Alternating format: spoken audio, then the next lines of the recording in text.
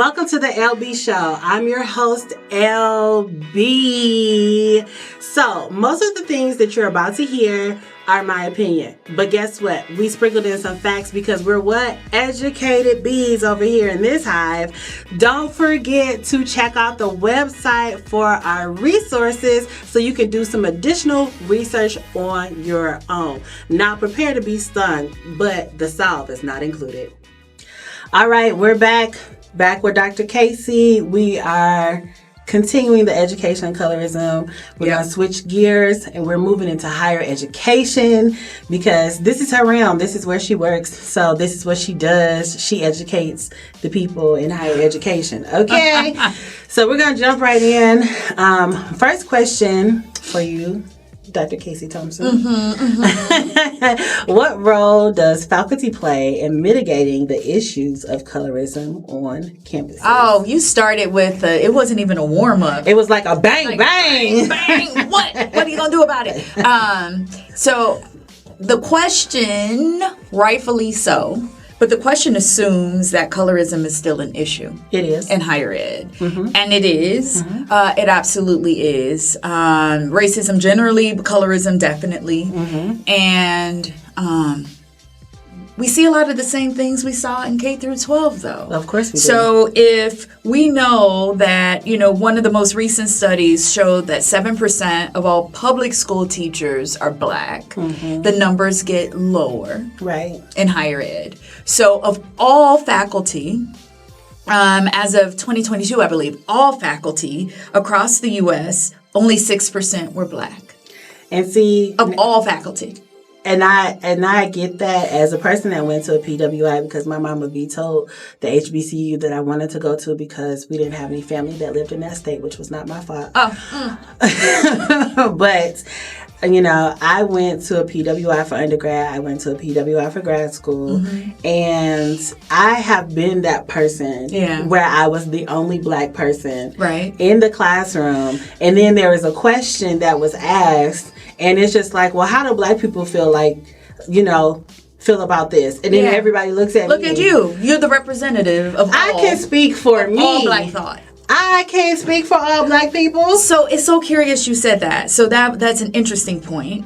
Curious but interesting in the fact that, there's also sort of this dynamic with, let's stick with PWIs, with Black students on those campuses, because a lot of the research says, and students are parroting this, regardless to the level of the school, D1, D2, D3, private, it doesn't matter, that they are conspicuously almost fetishized. Yes. Like they, it's like, we know there's only a few of you. It's almost in a weird kind of way. Yes. But as I'm kind of, it's almost like this fetish of acknowledging this Black student. You're still not seeing me. No. So Black students are saying you're almost... In that word, fetish, that was a word that came from students. That's not a Casey word, that they felt almost as if, it was this fetish and paying attention to them. But that exact same student said that you don't see me, though. And that's now in 2024 when I started college back in 2001. I'm telling my age and that's okay. I went to a commuter school. Okay. So I went to it was a smaller college then than it is now. It has grown, but the school that I went to is less than 100 years old. So it was a commuter school. Most of the people that lived on campus were Black. So it was just like everybody knew everybody because we were all together on campus in the dorms in the the ABS, which was communal, the Association of Black Students.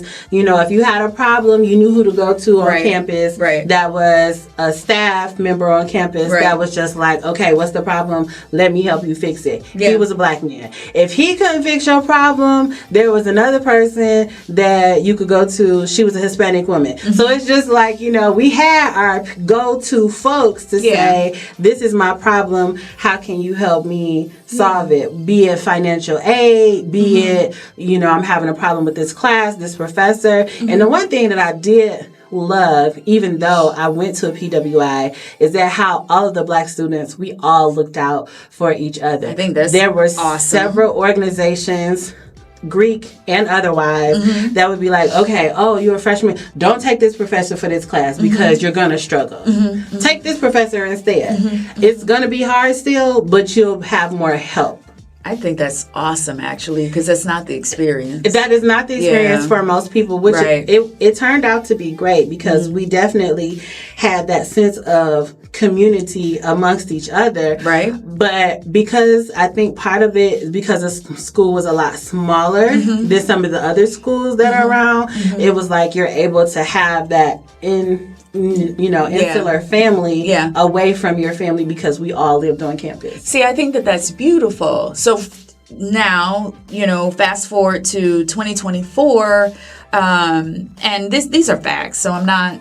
These are facts. Right. I am immutable facts. Yes. Okay. So Ferris State University in Big Rapids, Michigan, will be celebrating their 140th year this year of since its founding, and I am the first Black woman to ever earn tenure in the College of Business. And on this the campus. only.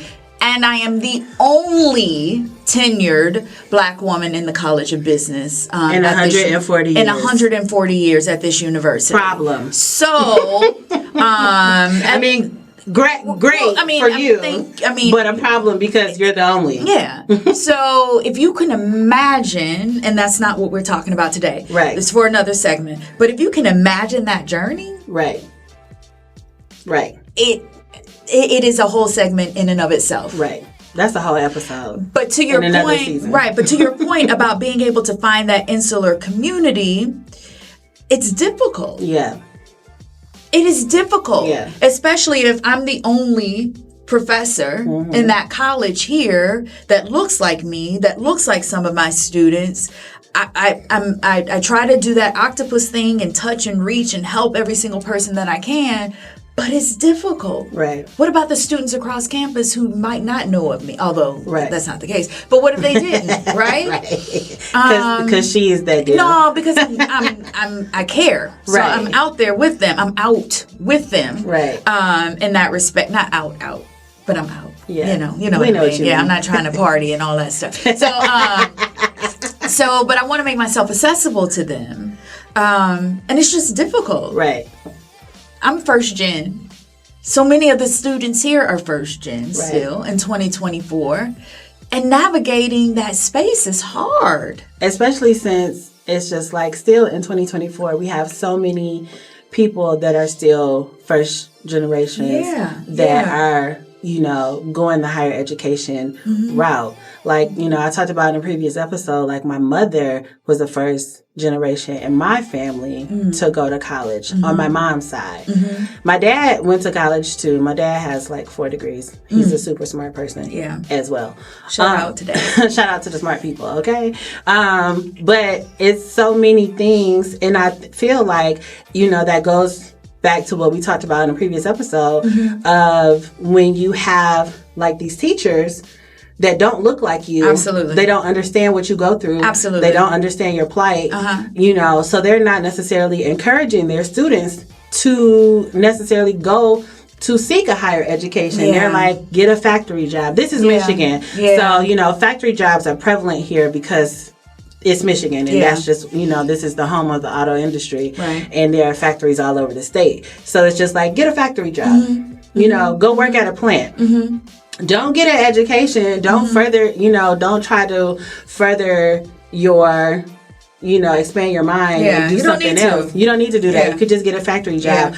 Or, as we talked about, they push you in sports. Like, just go play football. Go play basketball. Absolutely. And much respect to athletes. My daughter, was a collegiate athlete. I get it. We're talented. Right. Athletically talented. But that is not, as stereotypical as this sounds, it is still relevant in 2024. That is not our only avenue to greatness. It is not.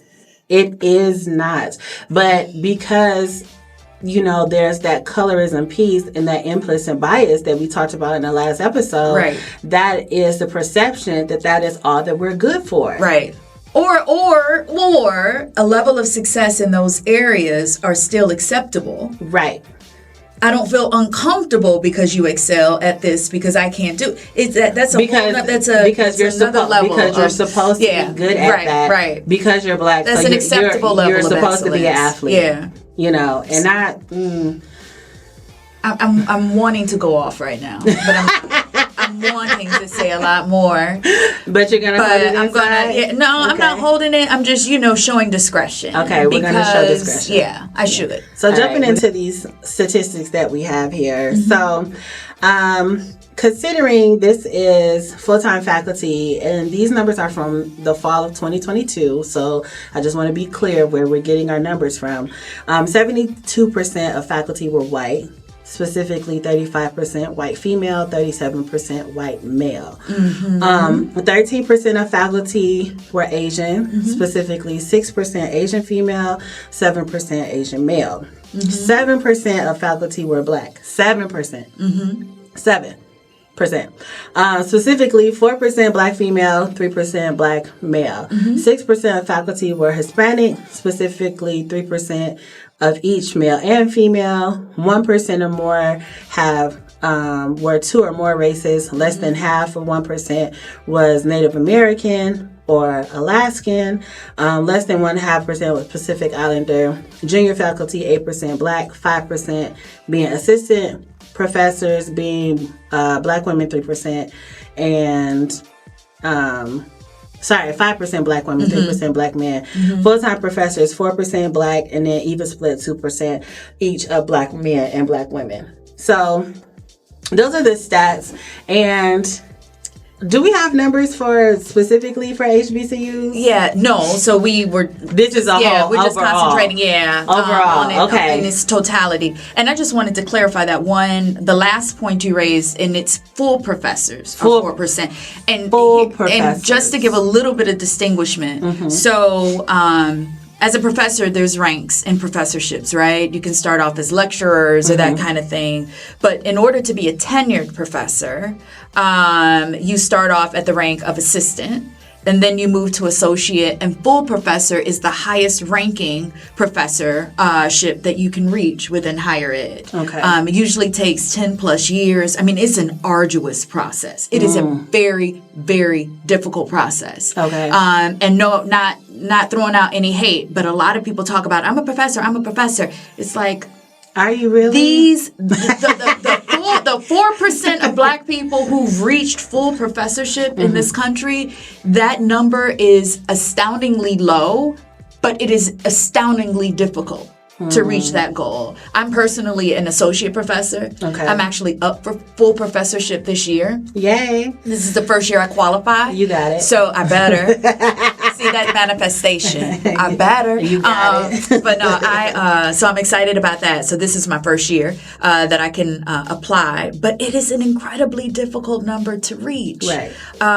Or accomplishment to reach. So it goes back to, why is this important? Right. It's important because if you don't have the people in your system to help you navigate this system, it's amazing that a lot of black students at PWIs are even able to be as successful as they are. That's the true testament with all of the things surrounding colorism and racism that they have to overcome. So my gosh, I'm proud of those students. That's why in this season I get so excited when I see all of our beautiful hues go across that stage. Just like you did it. Because it's hard. Yeah. It's very difficult. I want to bring up a point about just the journey that people go on in their educational journeys. Yeah. So I went to college with this young lady. Her name is LaQuela Coleman. Well, was Coleman. She got married a couple years ago. So I'm not 100% sure what her last name is now. But, we were cool back then, as we all were, because, black students stick together. And, or they should. Well, exactly. Yeah. And, she graduated. We both went our separate ways. She is now... she now has her PhD from Jackson State University, I do believe. And she works at the university. And so, you know, a lot of times when it comes to Black people, you know, and our names, you know, people would be like, oh, it's this, it's that, made up names, this is that, whatever. You know, her name is LaQuela. Yeah. Nothing wrong with that. She's an amazing person. Yeah. Super smart, very talented, you know, mad cool. And when she got her PhD, and I remember she posted about it, you know, because you keep up with a lot of people on social media nowadays. That's really just how it is. And it's just like, you know, congratulations. Because anybody that gets their PhD, that's a huge feat. Incredible. It doesn't really matter what your skin color is. Yeah. Getting a PhD because it's work is hard. Period. So anybody that accomplishes that, kudos to you. Yeah. But when I saw, you know, after she posted something one day that just really stood out to me. It was a student, one of her students, that her name was spelled very similar to LaQuela's name. Okay. And, you know, it's Dr. Coleman. Yes. But her name is like on her business cards and stuff like that. And this young lady, the way she told the story is that this young lady was so like in awe because her name was LaQuela and she had her PhD. And she was like, this is why it matters. No, absolutely. I love that story. Because people need to see themselves reflected in something that they can achieve. I love that. And it's just like, you know, people like LaQuela that have names like, you know, I grew up with a lot of girls with a La, a Sha, a Isha, or something in their name. Absolutely. You know, that was normal. People used to make fun of me because of my first name, like, your name is white. I blame my mama, not me. But I just think that story is so beautiful. And that's why representation matters. That is why representation matters.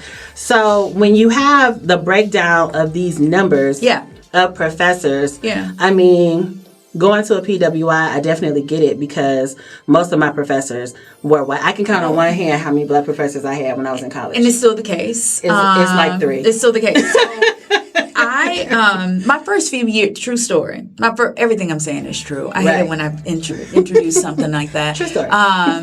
My first few years here, because when you're earning tenure, you keep your head down. Right. You don't make a whole lot of ripples. You don't make research. You just move it. Study, and you keep it rolling, right? You do all the right things, but you don't make a whole lot of noise doing it.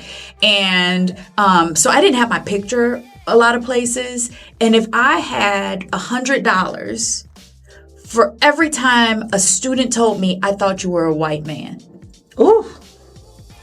That has happened Is it because of your name? Many times, because I'll have my bio without a picture. And especially in my ethics class, for some reason, ethics was almost like religion class, right? People really found a lot of themselves in that class.